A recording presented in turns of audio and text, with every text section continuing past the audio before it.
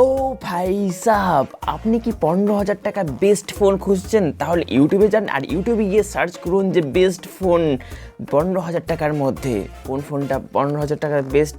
তো সেই ফোনগুলির মধ্যে আপনাকে 3টি ফোন দেখানো হবে বা 5টি ফোন দেখানো হবে। সেই ফোনগুলির মধ্যে একটি ফোন আছে নাথিং কোম্পানির সাব ব্র্যান্ড CMF ফোন 1। এই ফোনটি দেখানো হয়, ঠিক আছে। এই ফোনটিকে বারবার করে বলা হয় যে 15,000 টাকায় বেস্ট ফোন এটি, ঠিক আছে। কেন বেস্ট সেটাও এবার এটা না যে এই ফোনটি বেস্ট মানে এর মধ্যে খাবলা কিছু নেই, খাবলা কিন্তু আছে এই ফোনটিতে, ঠিক আছে। সেগুলি আপনাকে জানতে হবে। আচ্ছা, আপনার কি কোনো দিন জানার ইচ্ছা করে না যে 15,000 টাকার যে এই ফোনটিকে আমরা বেস্ট বলছি, কেন এই ফোনটিকে আমরা বেস্ট বলছি, অন্যান্য যে ফোনগুলি আছে তাদেরকে আমরা কেন বেস্ট বলছি না? যেসব ইউটিউবাররা আছে, আমি কিন্তু ইউটিউবারের মধ্যে পড়ি না, কিন্তু অন্যান্য যে ইউটিউবাররা আছে সেই সব ইউটিউবাররা কিন্তু বলে থাকে যে এই ফোনটা বেস্ট। আপনারা বাংলা ভিডিও দেখুন, হিন্দি, ইংলিশ, তামিল, যে কোনো ভাষার ভিডিও দেখুন না কেন, এই ফোনটিকে বেস্ট বলবেই। স্মার্টফোনের পাশাপাশি অন্যান্য ডিভাইসও বানিয়ে থাকে, যেমন হাত ঘড়ি বানিয়ে থাকে, তার পাশাপাশি ইয়ারবাডস, ঠিক আছে। অনেক দাম, ঠিক আছে। নাথিং কোম্পানির মানে ভাই একটু দাম বেশি হবে, ঠিক আছে, যেহেতু এটি একটু ব্র্যান্ডেড। তো যাই হোক, CMF ফোন 1 এই ফোনটিকে আমরা কেন বেস্ট বলবো আর কি কি এই ফোনটিতে খাবলা আছে, আর 15,000 টাকা এই ফোনটিকে বেস্ট বলার কারণটা একটু ভালো করে আমরা মনোযোগ সহকারে দেখবেন তো। আমার মতে এই ফোনটি ভাই সব থেকে ভালো ফোন বলে মনে হয়, কিন্তু এই ফোনটিতে 3টি পয়েন্ট আছে, 3টি কারণ আছে ভাই, একদম বেকার, জঘন্য, ঠিক আছে। এগুলো কোম্পানি যে কেন করছে আমি কিন্তু বুঝতে পারছি না। এত সস্তাওয়ালা ফোনে ভাই কী সব করছে, কিন্তু ফোনটি ভালো, ঠিক আছে। এই ফোনটি চালিয়ে মজা পাবেন, ঠিক আছে। এটা একদম চোখ বন্ধ করে নেওয়া যেতে পারে।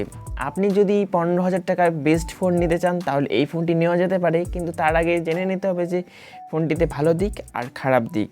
ঠিক, প্রথমে আমি এই ফোনের দাম নিয়ে আলোচনা করছি, ঠিক আছে। এই ফোনের দাম 15 থেকে 16,000 টাকা, 6GB 128GB ভেরিয়েন্টের দাম, ঠিক আছে। আর এই ফোনটি যখন অফারে আসে তখন এই ফোনের দাম হয়ে যায় 12,999 টাকা, অর্থাৎ 13,000 টাকায় আপনারা কিনতে পারেন। কিন্তু 13,000 টাকায় কেনা যাবে না। কেন কেনা যাবে না? কারণ এর পাশাপাশি আর একটু খরচা করতে হবে, 1,000 টাকা এক্সট্রা লাগবে, কারণ এই ফোনটিতে চার্জার নেই। এটা একটু খারাপ লাগলো। অর্থাৎ 13,000 টাকা যদি আপনি কিনতে পারেন তাহলে 1,000 টাকা যোগ করে 14,000, সব কিছু অফার টফার লাগিয়ে যদি আপনি এই ফোনটি নিতে চান তাহলে আপনাকে 14,000 টাকা খরচ করতে হবে। 14,000 টাকার নিচে এই ফোনটি পাওয়া অসম্ভব। যদি আপনার কাছে চার্জার থেকে থাকে তাহলে 13,000 টাকায় হয়ে যাবে। আর এই ফোনটিতে প্রসেসর হিসেবে ব্যবহার করানো হয়েছে মিডিয়াটেক ডায়মেনসিটি 7300 প্রসেসর। 15,000 টাকায় এই প্রসেসরটা দুর্দান্ত লেভেলের প্রসেসর, ঠিক আছে। আর অন্তত স্কোর আসবে 6.5 লাখেরও উপর, ঠিক আছে, একদম ফাটাফাটি। এটা নিয়ে কোনো ঝামেলা নেই, প্রসেসর একদম মাখন চলবে, ঠিক আছে। যে কোনো গেমিং করুন ভাই, আরামসে আপনারা করতে পারেন। আর এখানে হাইলাইট যেটা ফিচার, ঠিক আছে, এর হচ্ছে OS, ঠিক আছে, এর অপারেটিং সিস্টেম। নাথিংয়ের যে অপারেটিং সিস্টেমটা আছে সেম একই এখানেও ইউজ করানো হয়েছে। 15,000 টাকায় নাথিংয়ের OS আপনারা পেয়ে যাচ্ছেন। এর থেকে ভালো কিছু হতে পারে না? ব্লুটুথ পাবেন না, অ্যাডস পাবেন। অন্যান্য ফোনগুলি কিনুন ভাই, অ্যাডসে মানে এত অ্যাডস আসবে মাথা খেয়ে নেয়, ঠিক আছে। অন্যান্য চাইনিজ কোম্পানিগুলি একদম বেকার হয়। এদিক থেকে অনেক অ্যাডভান্স আপনারা পেয়ে যাচ্ছেন। নাথিং কোম্পানি মানে ভাই কোনো ব্লুটুথ নেই, কোনো অ্যাডস নেই, একদম পরিষ্কার ক্লিন UI, ঠিক আছে, অর্থাৎ OS। আর যে প্রসেসরটা ইউজ করানো হয়েছে এটা হলো 4 ন্যানোমিটারের প্রসেসর, এটা বলা হয়নি, বলে দিলাম। আর এখানে অ্যামোলেড ডিসপ্লে ইউজ করানো হয়েছে। এত কিছু থাকা সত্ত্বেও এখানে দিয়েছে অ্যামোলেড ডিসপ্লে, ভাই দুর্দান্ত। তো এখানে আমরা দেখতে পাচ্ছি যে অন্যান্য যে কোম্পানিগুলি আছে ভাই LCD ডিসপ্লে দিচ্ছে, ভিভোই তো দিচ্ছে, ভিভো T3X যে ফোনটা আমরা পাচ্ছি এখানে তো LCD ডিসপ্লে ইউজ করানো হয়েছে।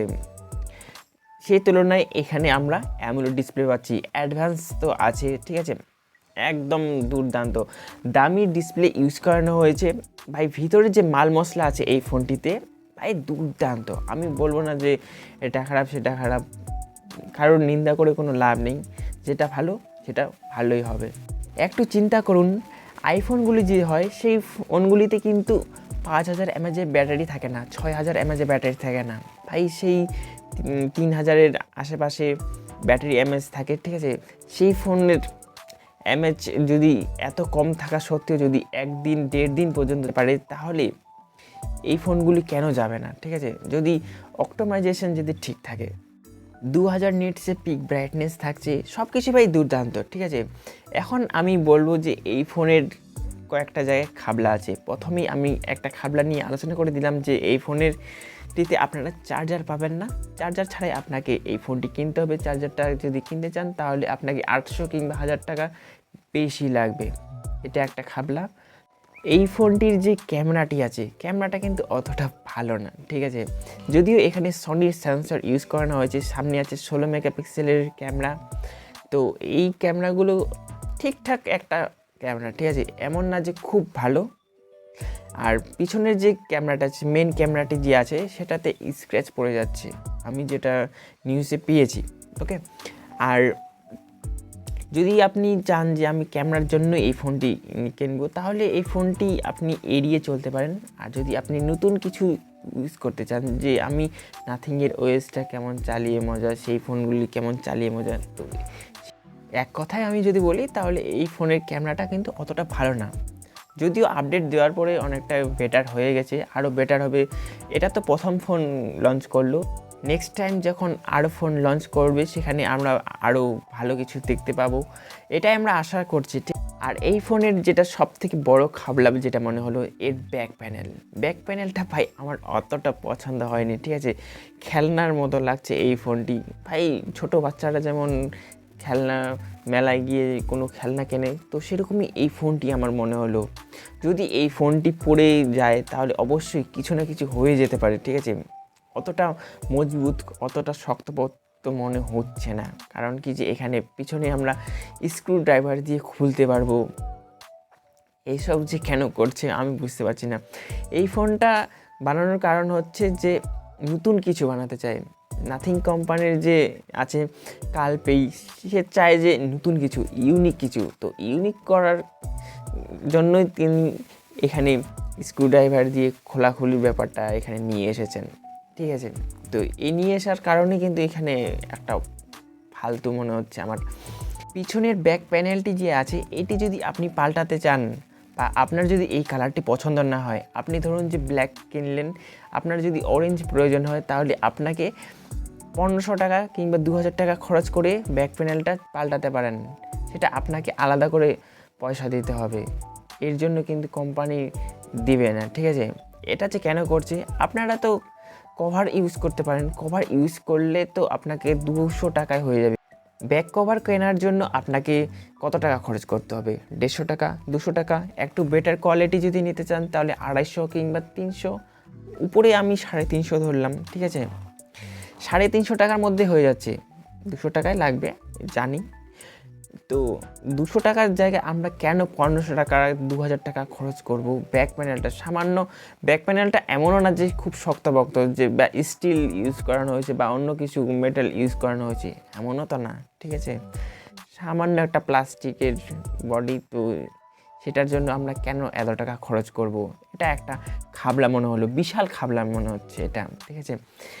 এইসব না পাল্টিয়ে আপনারা কভার পরিয়ে রাখবেন, অনেক ভালো থাকবে, ক্যামেরাটাও ভালো থাকবে, উপরে স্ক্র্যাচ পড়বে না, মোবাইলটা সেফ থাকবে। আর এইসব চক্করে পড়ে আপনার পয়সাটাও বরবাদ হবে আর কাজের কাজ কিছুই হবে না, এটাই বলার ছিল। যতই বেস্ট ফোন হোক না কেন ভাই, কিছু না কিছু খাবলা থাকবে, প্রতিটি ফোনের মধ্যেই কিন্তু আমরা খাবলা দেখতে পাবই।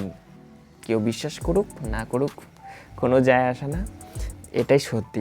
ফোনটি সত্যি বেস্ট ফোন। আর এই 3টি পয়েন্ট অবশ্যই মনে রাখবেন।